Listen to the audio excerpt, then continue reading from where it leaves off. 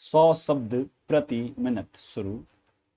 आधुनिक समय में महिलाएं सभी क्षेत्रों में अपने साहस का बेहतरीन प्रदर्शन कर रही है और पुरुषों के साथ कंधे से कंधा मिलाकर चल रही है, जिसमें सशस्त्र बल का क्षेत्र भी अछूता नहीं है। वर्तमान में निर्मला सीतारमण रक्षा मंत्री हैं, जो इस क्षेत्र की सर्वे सर्वा हैं और यह देश तथा महिलाओं के लिए गौरव की बात है। निर्मला सीतारमण इंदिरा गांधी के पश्चात देश की दूसरी महिला रक्षा मंत्री हैं। महिलाएं समाज के विकास एवं उन्नति में महत्वपूर्ण भूमिका निभाती है। उनके बिना विकसित तथा समृद्ध समाज की कल्पना नहीं की जा सकती। एक प्रसिद्ध कहावत है कि यदि आप एक पुरुष को शिक्षित कर रहे हैं तो आप केवल एक पुरुष को शिक्षित कर रहे हैं, परंतु यदि आप एक महिला को शिक्षित कर रहे हैं तो आप आने वाली पूरी पीढ़ी को शिक्षित कर रहे हैं। समाज के विकास के लिए यह बेहद जरूरी है कि लड़कियों को शिक्षित किया जाए, क्योंकि उन्हें आने वाले समय में लड़कों के साथ समाज को एक नई दिशा देनी है। आज उन्हें नजरअंदाज नहीं किया जा सकता। वे पुरुष से कम ताकतवर तथा कम गुणवान नहीं हैं। भारत की लगभग आधी जनसंख्या का प्रतिनिधित्व महिलाएं करती है। यदि उनकी क्षमता पर ध्यान नहीं दिया गया तो इसका अर्थ होगा कि देश की प्रगति में उनका योगदान नगण्य है। महिलाओं से परिवार बनता है, परिवार से घर बनता है, घर से समाज बनता है और समाज से देश बनता है। महिलाओं का योगदान हर जगह है। महिला की क्षमता को नजरअंदाज करके समाज की कल्पना करना व्यर्थ है। महिला यह जानती है कि उसे कब और किस तरह से मुसीबतों से निपटना है।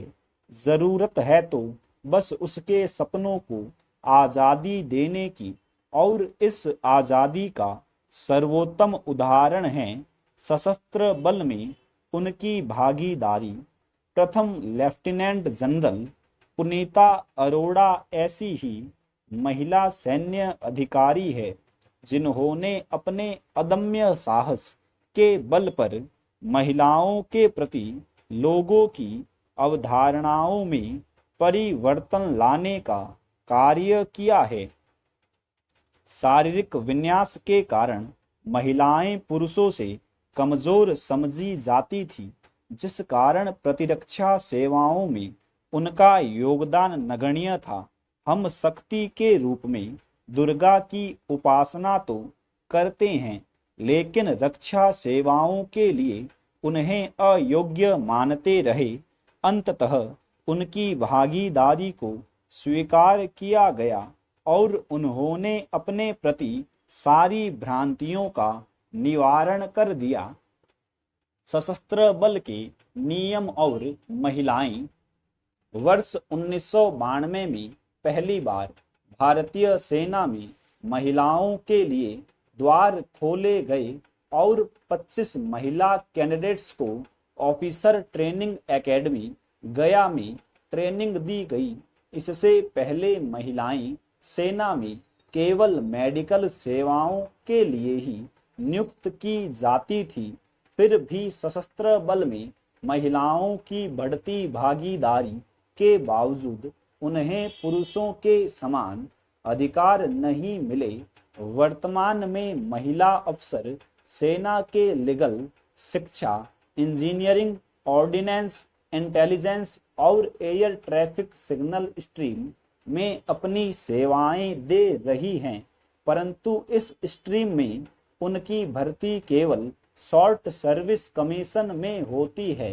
इस कारण अधिकतम 14 वर्षों तक ही वे सेना को सेवाएं दे सकती हैं। परमानेंट कमीशन मेडिकल विंग की महिला अधिकारियों को प्राप्त होता है। इसलिए सशस्त्र बल में महिलाओं को समानता का अधिकार न मिल पाने के कारण यह मामला एक याचिका के माध्यम से न्यायालय में पहुंचा। इस मामले पर 23 नवंबर 2008 को निर्णय देते हुए उच्च न्यायालय ने लिंग समानता पर जोर दिया तथा केंद्र सरकार को यह सुनिश्चित करने का आदेश दिया कि रक्षा बलों में सेवारत महिला अधिकारियों को बिना किसी विलंब के स्थायी कमीशन दिया जाना चाहिए। जबकि सरकार ने यह दावा किया था कि भविष्य में चुनी जाने वाली महिला अधिकारियों को स्थायी कमीशन देने का निर्णय लिया जा चुका है। इस पर खंडपीठ ने कहा कि यह तीनों सेनाओं की ओर से उठाया गया हितकारी कदम है, लेकिन अभी यह हमारी अपेक्षाओं को पूरा नहीं करता है। समानता का अधिकार सेना में सेवा सुरक्षा बल के माध्यम से जो नियुक्तियां होती है उनमें 10 वर्ष की सेवा के बाद महिलाओं को हटा दिया जाता है, जबकि पुरुषों को नियमित कर दिया जाता है। इससे महिलाओं को पेंशन का लाभ नहीं मिल पाता। इस याचिका की सुनवाई करते हुए न्यायाधीश संजय किशन कौल एवं मूलचंद गर्ग की 2 सदस्यीय खंडपीठ ने 5 मई 2008 को निर्देश दिया था कि समानता के अधिकार के अंतर्गत केंद्र सरकार एवं सेना के तीनों अंगों के सेनाध्यक्ष महिलाओं को स्थायी रूप से कमीशन देने पर गहराई से विचार करे। माननीय उच्च न्यायालय के इस आदेश के फलस्वरूप तीनों सेनाध्यक्षों की समिति ने महिलाओं को स्थायी कमीशन दिए जाने के मुद्दे पर अपनी राय रक्षा मंत्री A.K. एंटनी को 24 सितंबर 2008 को सौंप दी थी, जिस पर रक्षा मंत्री ने 2 दिन बाद अपनी स्वीकृति दे दी। यह सशस्त्र बल में महिलाओं की भागीदारी बढ़ाने और समानता का अधिकार देने का सराहनीय कदम था। सशस्त्र बलों में स्त्रीत्व के प्रति नजरिया। सैन्य प्रमुखों की समिति ने सशस्त्र बलों में महिलाओं को शिक्षा और न्यायिक शाखा में पुरुषों की तरह स्थायी करने की सिफारिश तो की, लेकिन साथ में यह भी कहा कि वे लड़ाकू भूमिका में नजर नहीं आएंगी। उनका मानना था कि महिलाओं को लड़ाई के मैदान में भेजना उनकी सुरक्षा के लिए ठीक नहीं है। अपने देश की संस्कृति के अनुसार महिलाओं को दुश्मन से लड़ने भेजना अथवा दुश्मन द्वारा पकड़ा जाना भी ठीक नहीं होगा। इसलिए महिलाओं को फ्रंट लाइन में नियुक्त नहीं किया जा सकता।